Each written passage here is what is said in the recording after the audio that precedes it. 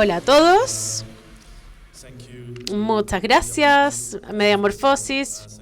Lo primero, gracias Damián, Valentina y a todo el equipo por tenerme aquí hoy.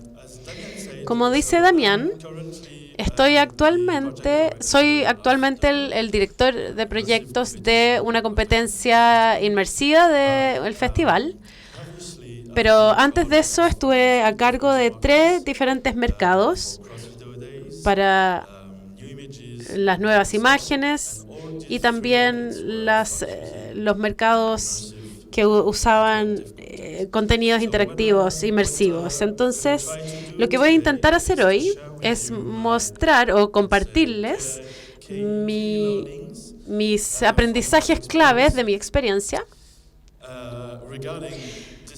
en términos de la distribución y cómo podemos financiar nuestra arte inmersiva, nuestras experiencias. Entonces, para empezar, este infográfico aquí lo hice en el 2022 como parte de un reporte para la Unión Europea para poder asesorar cuál sería el impacto de nuestras actividades en el mercado. Entonces tratemos de leerlo juntos. En el 2020, nosotros seleccionamos 40 proyectos en el mercado de nuevas imágenes, 16 más 24, entonces 40 en total. Dividimos este proyecto en 2 categorías, en 2 grupos. Los primeros que se aplican al mercado de nuevas imágenes y los otros que se aplica a las imágenes nuevas y sin estrategia. Y 2 años después, llamamos a todos los proyectos para ver cuáles se habían producido, distribuido, cómo. Y los resultados fueron muy interesantes para mí porque, de hecho, todos los proyectos del primer grupo se pudieron producir y hacer, pero no fue el caso de los demás que no tenían este tipo de estrategia. Y fue sorprendente para mí porque porque en el 2020 hubo esta pandemia. Yo sentí que fue más fácil distribuir un proyecto en línea que basado en la locación. Pero de hecho yo estaba equivocado. Entonces intentemos entender por qué es de esta forma.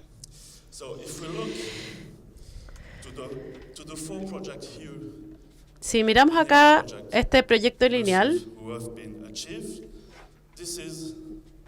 lo que se logró, estos son estos 4 proyectos de acá.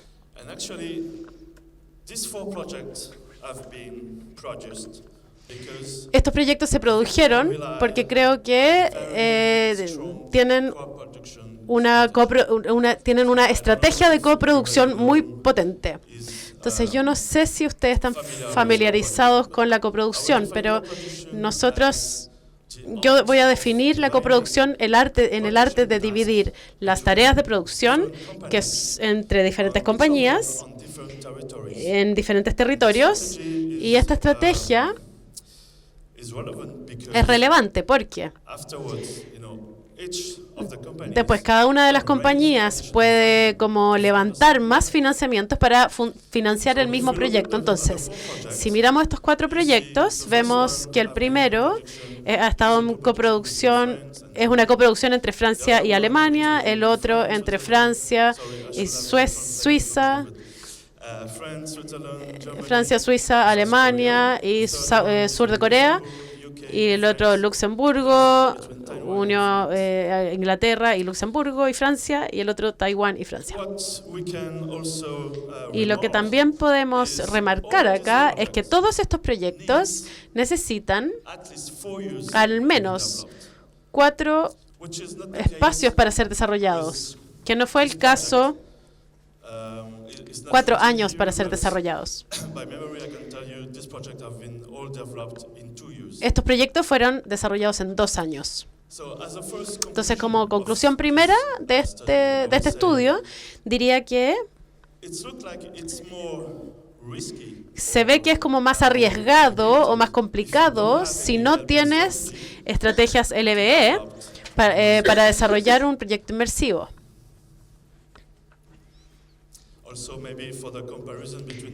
Y la comparación entre los dos grupos, es importante notar que el presupuesto de todos los proyectos fueron bastante similares.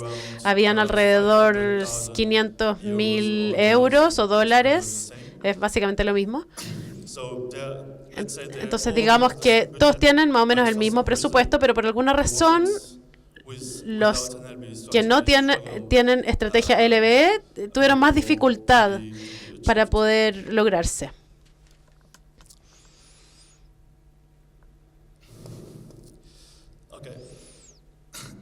Bien, otra experiencia que he tenido cuando trabajaba para las nuevas imágenes fue que durante la pandemia intentamos encontrar una solución para mostrar nuestra competencia. Y porque no podíamos hacerlo físicamente, entonces nos asociamos con el Museo de House of Reality, que es para artistas, y juntos con Nuevas Imágenes, Tribeca y CanXR, decidimos hacer una aplicación entre todos para poder presentar nuestras respectivas selecciones. Entonces, en total, tuvimos creo que más de 60 diferentes proyectos. Y hasta ese punto, XR3 vino a nosotros. No, HTC vino a nosotros y dijo, bueno, esta iniciativa se ve bastante interesante, nos encantaría ser partners con ustedes, asociarnos. Y dijimos, perfecto, ¿qué puedes ofrecer? Y dijeron, nosotros podríamos poner la aplicación en nuestra plataforma y podríamos comunicar esta aplicación. Entonces nos ofrecieron emailing, banners ahí en la página de publicidad. También nos ofrecieron publicidad de diferentes formas y mucha aparición en las redes sociales. Al final del festival pudimos tener como una conversación con ellos para entender cómo nos había ido y nos dimos cuenta de que solo vendieron 24 tickets para nosotros. Y creo que es la primera vez que nos dimos cuenta de este gap, este lapso, espacio que tenemos en términos de los gamers que juegan siempre y las personas que les interesa la arte inmersiva. Y de hecho, cuando tú tratas de distribuir tus cosas en línea, tienes que recordarte a ti mismo que la audiencia ahí son los jugadores, los gamers. Y esta audiencia le interesa el arte inmersivo, no le interesa tanto. Entonces es bastante diferente.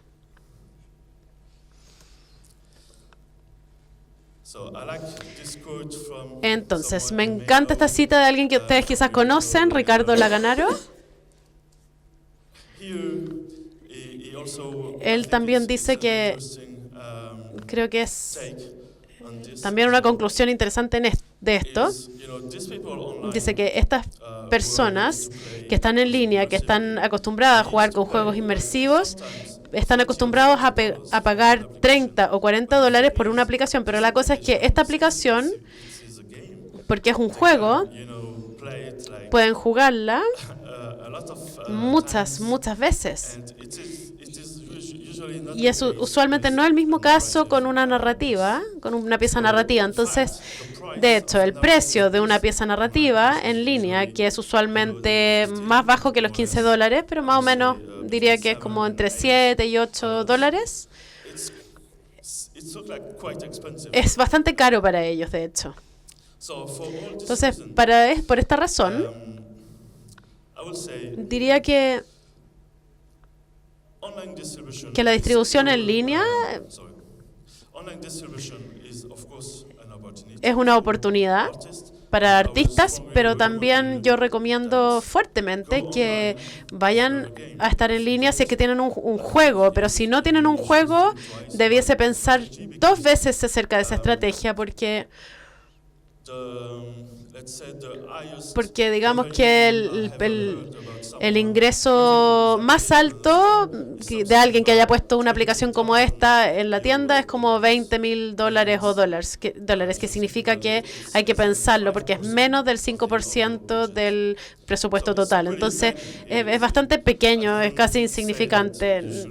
No digo que no deben hacerlo, pero creo que tienen que tenerlo en su mente, que no es una forma de financiar tu pieza inmersiva. Veamos ahora a las otras temas de distribución. Entonces, este es un caso de estudio de Marshmallows Laser Feast. No sé si conocen esta pieza, pero está diseñada para 12 usuarios, dura 20 minutos y esta obra se ha mostrado en una galería en Londres que se llama Saatchi Gallery en el 2019, creo.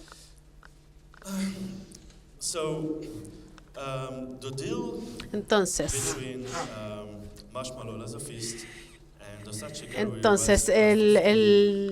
esta asociación entre el Saatchi Gallery y esta pieza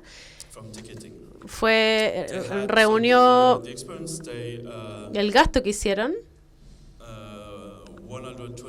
fue de 125 días y vendieron alrededor de 30,000 tickets, cada uno de ellos entre 15 libras y 20 libras. Entonces, si hacen el cálculo,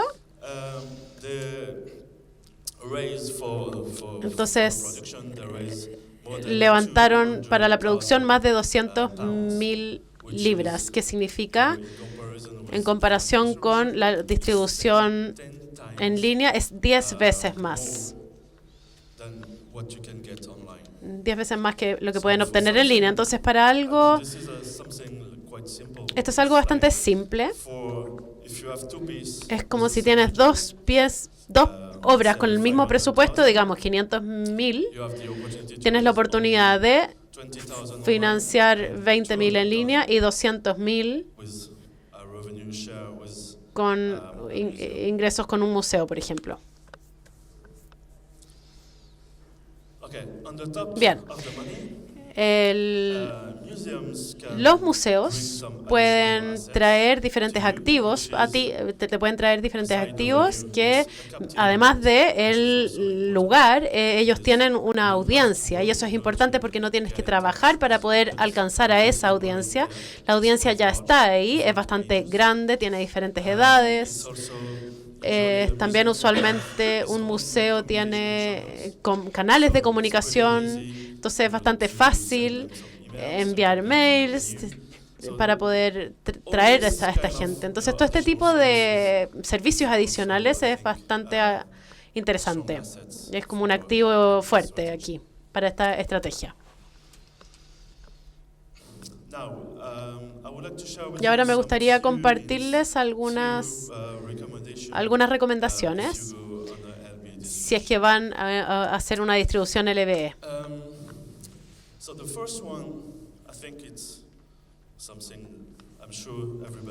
Entonces yo creo que ya la mayoría ya sabe, por lo menos.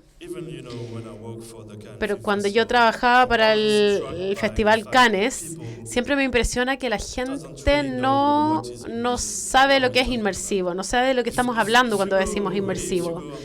Si es que van a Cannes, ustedes dicen, bueno, yo quiero ir a la sesión inmersiva, te van a hablar y te van a decir, Avatar, James Cameron, o te van a hablar de 4DX. Es muy impresionante, de hecho. No sé ustedes, pero me parece que como que desde que voy a festivales inmersivos, yo siento que todo el mundo sabe lo que estamos haciendo, pero de hecho estoy totalmente equivocado. Y creo que es lo mismo con los museos.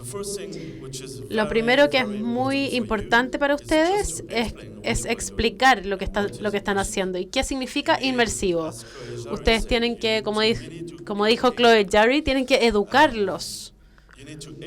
Tienen que educar y también proveer quizás servicios adicionales, como por ejemplo, usualmente, si es que el museo con el que estás hablando no está, por ejemplo, en el campo, necesitas a veces proveer los equipos, necesitas proveer los temas y explicarles cómo desarrollar la distribución, la estrategia de distribución. Y eso es algo que los museos no saben.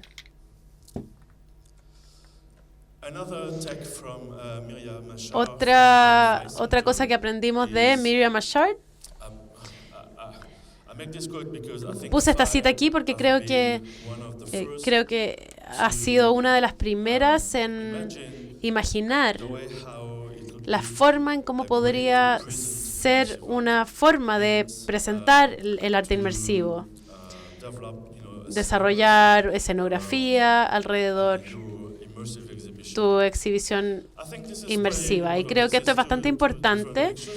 Hay dos fotografías diferentes. Esta fue tomada en el Festival de Cannes.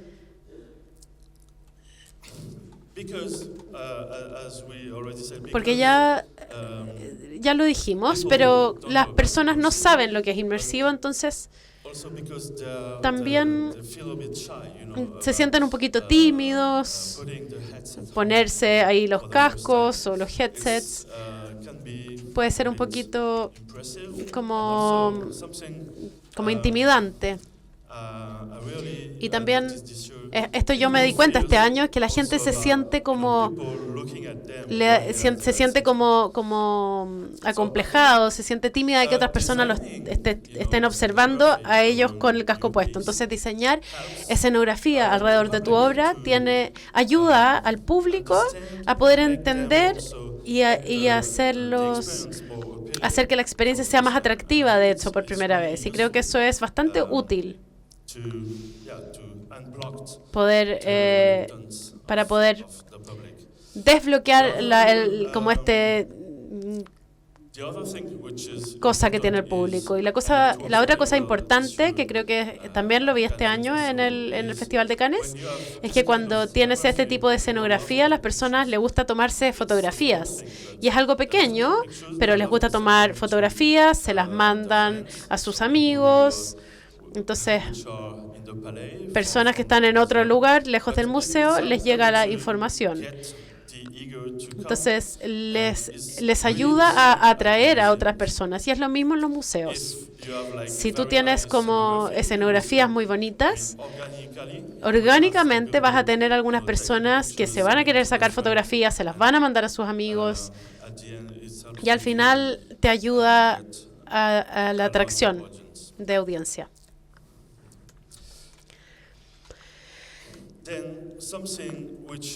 Y luego otra cosa que es bastante importante es cuando haces una colaboración, siempre es importante entender cuáles son las necesidades de tu contraparte, ¿no? Como es lo mismo aquí.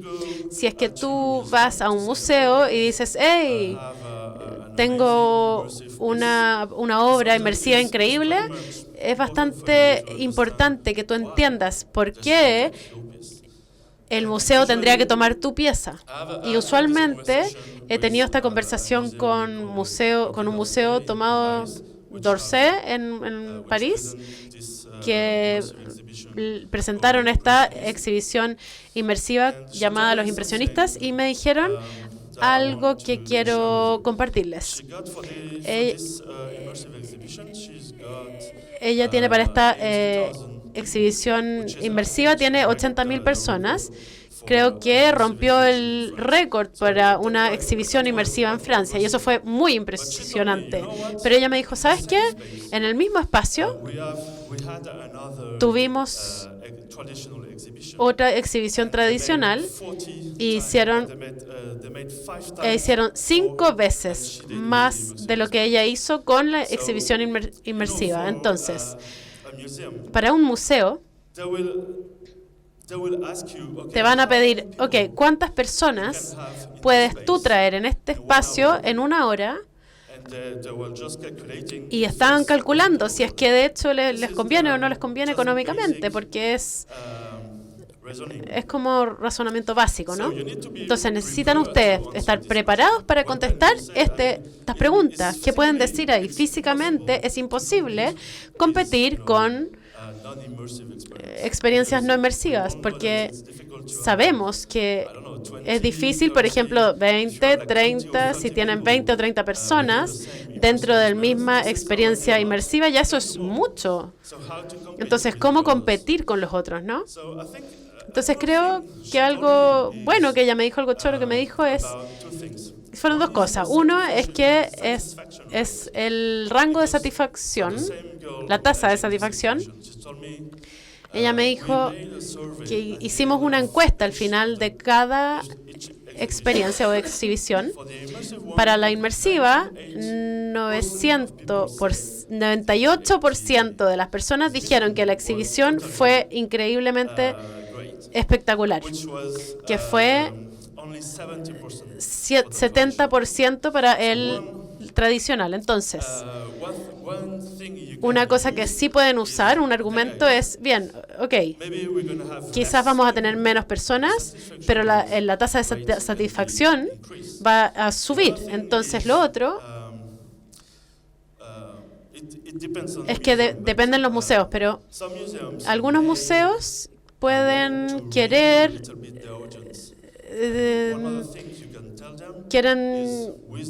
creo que algo que le puede decir, que con este tipo de exhibición pueden alcanzar una audiencia que ustedes no tienen, ya que ya no tienen, y eso puede ser muy interesante para los museos. Entonces estas son como las 2 cosas que yo les voy a recomendar que les digan en una conversación con los museos.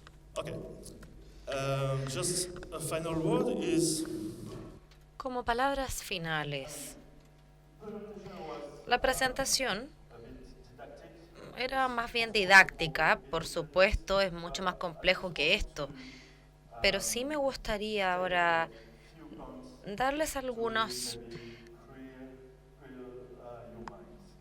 puntos para aclarar. Si es que realizamos una comparación con la realización de cine tradicional, le tomó tiempo al cine encontrar su modelo de negocios también. Al principio, bueno, las películas se mostraban en las cafeterías, en ferias, pero ahora estamos nosotros en esa posición, en esa situación. Ahora creo que comenzamos una historia muy larga y es cómo podemos ocupar las nuevas tecnologías al final para promover una nueva forma de arte y eso conllevará tiempo. Estamos al inicio de nuestra historia. Creo que hay que pensar también en cómo podríamos estandarizar quizás nuestras proyecciones, nuestra producción, para encontrar un modelo de negocios, ya que mientras que tengamos diferentes formatos de exhibiciones inmersivas, será imposible que alguien vea un negocio de esto. Es también nuestra responsabilidad el pensar cómo podemos estandarizar un poco nuestras creaciones para que así vean otros el interés, por ejemplo, de que haya nuevos venues o nuevos lugares para eventos que sean 100% para experiencias inmersivas. Y eso es algo en lo que tenemos que trabajar juntos. Muchas gracias. Hablábamos de los modelos de negocios, ¿sí? Y tú decías que cuando los contenidos inmersivos están en streaming, es decir, en línea, la gente no convierte eso en dinero, no quiere pagar, no paga por el contenido en línea.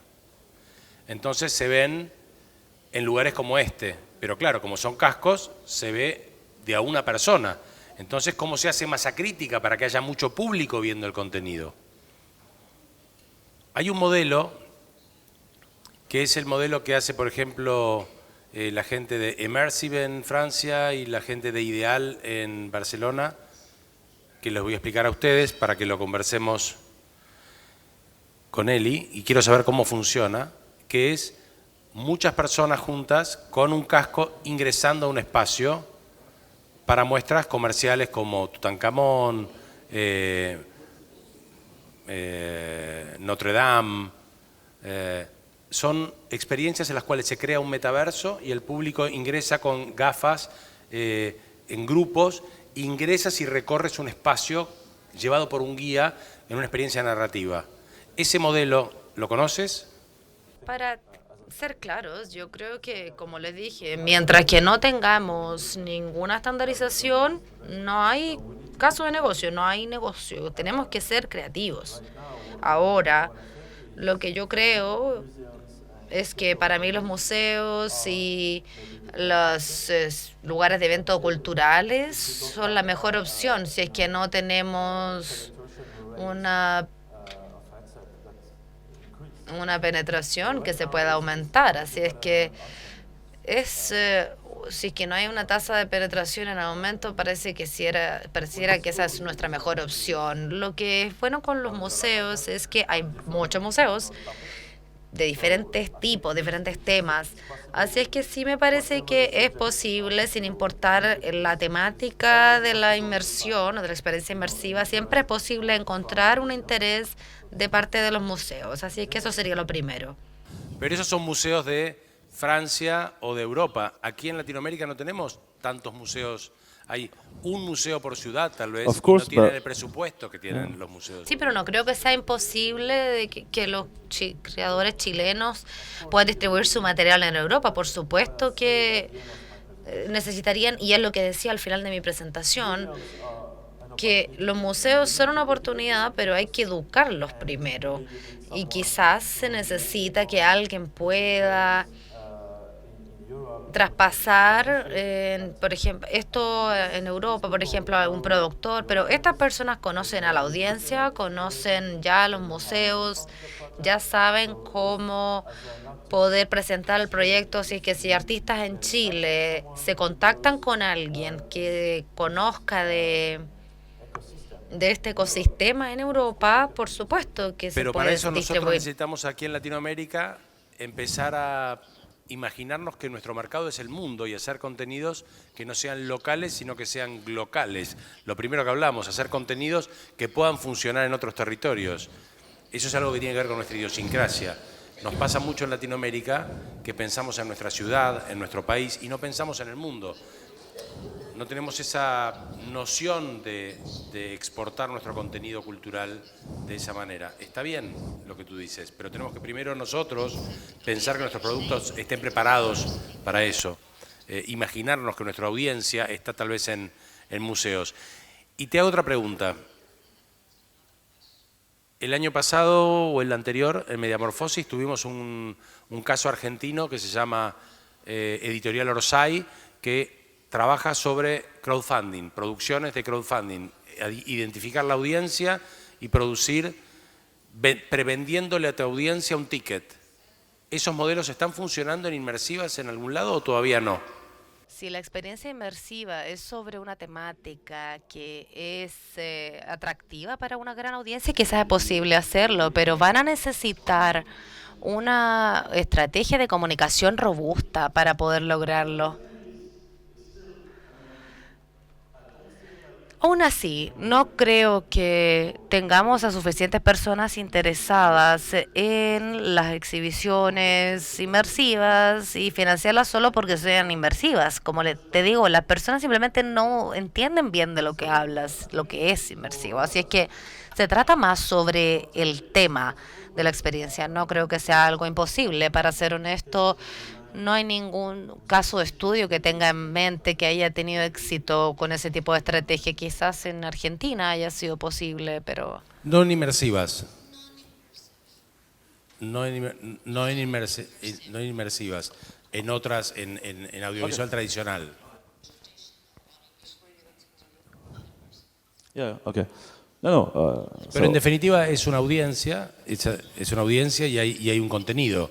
Por eso lo digo, como un sistema posible de monetización que no dependa de terceros, sino directo de conectar con tu audiencia.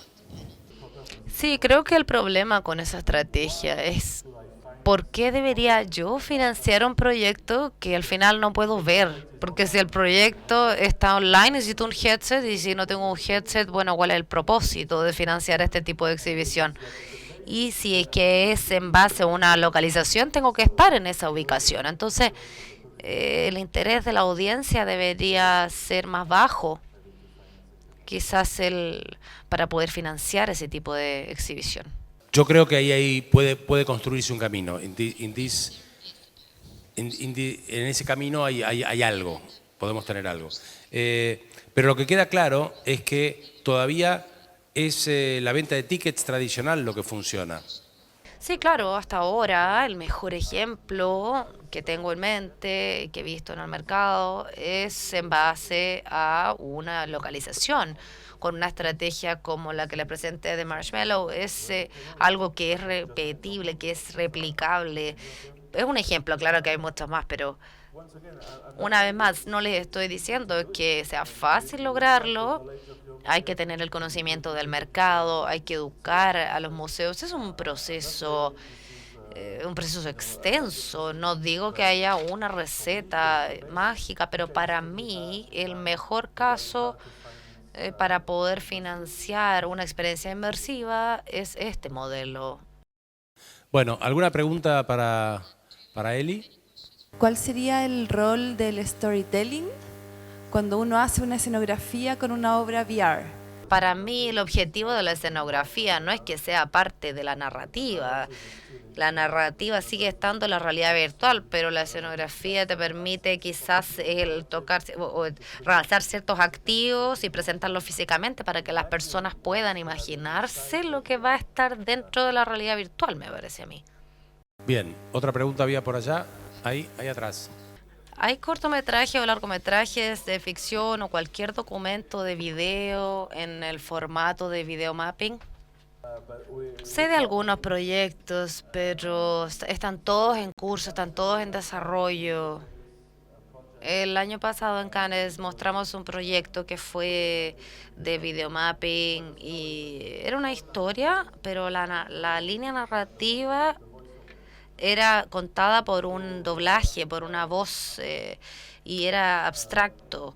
Entonces, no diría que era una historia en videomapping tampoco, pero sí, conozco un par de estudios que actualmente están intentando desarrollar una historia más real en videomapping, así es que tengo la curiosidad de ver más, pero no veo ahora algún proyecto de videomapping. Yo he visto alguna experiencia, pero de videomapping no en un edificio como tuvimos aquí en la fiesta. Videomapping en grandes salas de exhibición donde se exhiben las exhibiciones como la de los pintores, ¿sí?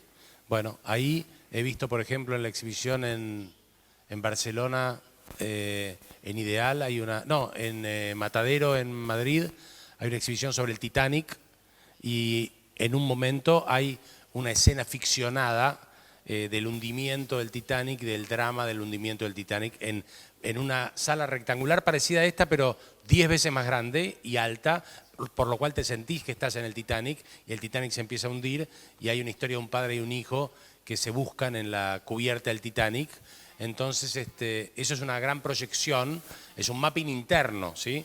Dentro de un espectáculo dedicado al Titanic, ¿sí? Pero no es la mejor parte la de la ficción del mapping, te aclaro, porque es raro. El mapping, las personas gigantes en las paredes, es extraño. Había otra pregunta por ahí. Lo siento si mi inglés no es muy bueno, pero tengo una pregunta. Todos tenemos teléfonos, ¿cierto?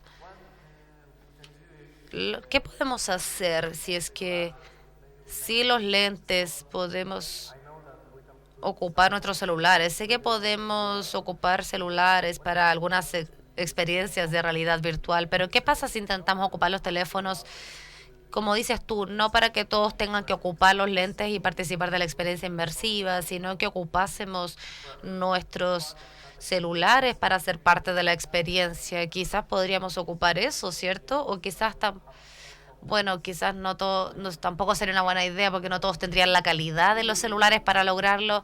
No. El ocupar los celulares es brillante. A mí me parece que si tienes un proyecto y tienes la capacidad de desarrollarlo en los celulares, es algo brillante. Pero ¿qué pasa después? Perdiste lo que estamos hablando aquí, que es esa capacidad de inmersión, ¿verdad? La inmersividad. Entonces, es una opción de exhibición, claro. Yo lo veo como una opción para lo que dices, en un museo. No todos no tenemos lentes, casco para todos, pero sí podemos ocupar los celulares. No todos tienen algunos lentes de Oculus, pero sí todos tenemos celulares y podríamos ocupar. Sí, claro, pero cuando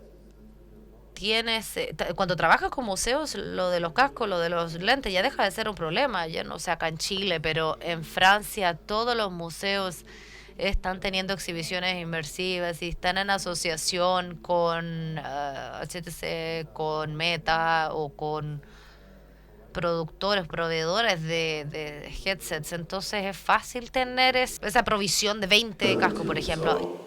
Pero tal vez sea interesante para poder hacerlo, hacer experiencias en realidad aumentada con el celular. Que eso está sucediendo en los museos. Que ya en muchos casos le sacás y hay códigos QR que te complementan la información o que te traen la obra volumétrica. Y esto ya está sucediendo en muchos museos.